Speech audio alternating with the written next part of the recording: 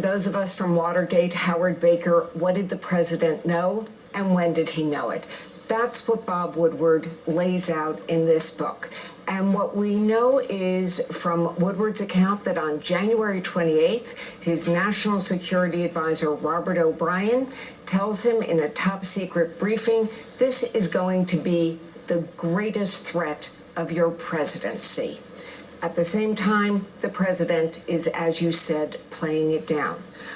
But what Woodward did with the president's permission was he recorded all of these interviews. There are 18 wide-ranging interviews.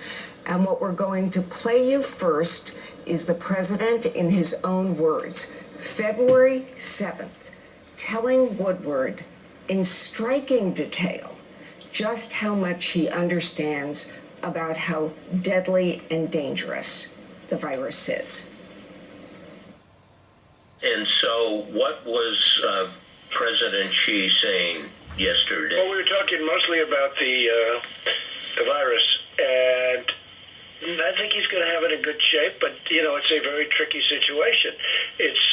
Indeed It goes through air, Bob. That's always tougher than the touch. You know, the touch, you don't have to touch things, right? But the air, you just breathe the air. That's how it's passed. And so that's a very tricky one. That's a very delicate one. It's also more deadly than your strenuous flus. You know, people don't realize we lose 25,000, 30,000 people a year here. Who would ever think that, right? I know. It's pretty amazing. And then I say, well, is that the same thing? This is more deadly. This is 5% versus 1% and less than 1%. You know, so this is deadly stuff.